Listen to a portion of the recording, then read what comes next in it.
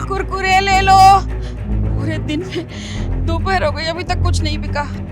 अब पता नहीं बाकी दिनों में कुछ बिकेगा भी कि नहीं बिकेगा। चिप्स ले लो, कुरकुरे ले लो।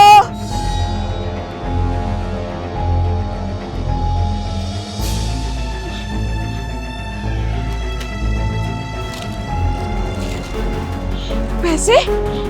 ये मेरी टोकरी में नोट की गड्डी 500 की। किसकी होगी? मेरी तो नहीं है। अरे दरोगा जी को दे देती हूँ कि जिसका होगा उसके पास चला जाएगा। दरोगा जी। अरे क्या हो गया? दरोगा जी, ये 500 की नोट की गड्डी मेरी टोकरी में थी। ये पता नहीं किसकी होगी। ये जिसकी भी होगी उसको दे देना साहब। मुझे तो नहीं पता, ये मेरी तो नहीं है। अरे तेरी टोकरी में आया, तुझे पता होना चाहिए ना। कहाँ से आए पैसे? साहब मैं सही कह रही हूँ, मुझे नहीं पता। अब मैंने भी अभी देखा है, इसीलिए मैं लाके आपको दे रही हूँ कि जिसका हो उसको दे देना। अच्छा चल ठीक है, एक काम कर, तू जा। जी सर। एक सेकंड रुकिए। पहली बात तो ये पैसे मैंने इनकी टोकरी में रखे थे। एक मिनट, मैं कैसे मान लूं कि ये पैसे आपके? देखिए जाइए यहाँ से। अगर ऐसी ही बात है तो आप सीसीटीवी में चेक कर लेना, आपको अपने आप पता लग जाएगा। और हाँ, आप क्या कह रहे थे? आप इसके असली मालिक तक ही पैसे पहुँचाएंगे? आप लोगों की नीयत मैं बहुत अच्छे से जानती हूँ। ये पैसे में कहाँ लिखा है इसका मालिक का नाम? आप तो इन नोटों को अपनी जेब में रख के अपनी जेब गर्म कर लेंगे।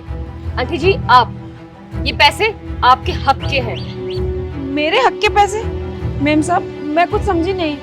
मैं बताती हूँ। साहब जी वो पैसे दे दीजिए। पिछले 2 महीने से आप अपने ऑफिस के चक्कर कटवा रहे हैं। मेरे पति के जो भी पैसे हुए दे दीजिए। मुझे मेरी बेटी की शादी करनी है साहब। देखो मेरी बात ध्यान से सुनो। तुम्हारे पति के ऊपर ना 1 लाख रुपए का एडवांस था।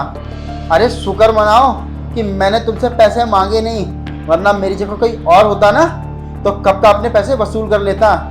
बस मेरी दरिया दिली समझो कि मैं तुम लोगों से कुछ कह नहीं रहा, ऊपर से मुझसे पैसे मांगने आ जाती हो। साहब मुझे अच्छे से पता है मेरे पति के ऊपर कोई कर्ज नहीं था और कोई एडवांस नहीं दिया आपने। साहब वो मेरे पति के हक के पैसे हैं, दे दो साहब। मुझे शादी करनी है बेटी की। अब तो मेरे पति भी नहीं रहे, सब कुछ मुझे करना है साहब। आपसे हाथ जोड़। अरे मैंने तुम्हारी बेटी का ठेका ले रखा है क्या?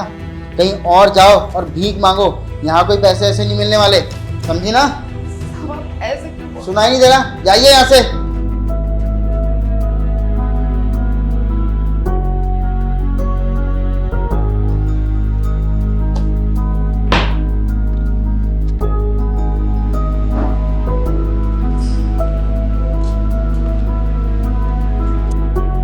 पैसे मैंने अपने मालिक के दराज से चोरी करे थे ताकि आपका भला हो सके, क्योंकि उस इंसान की नीयत बहुत खराब है और आप बहुत लाचार हैं। एक बात बोलूं आंटी, कभी कभार ना इंसान को अपने हक के लिए खुद लड़ना पड़ता है, और अगर घी सीधी उंगली से ना निकले ना तो उंगली टेढ़ी करनी पड़ती है।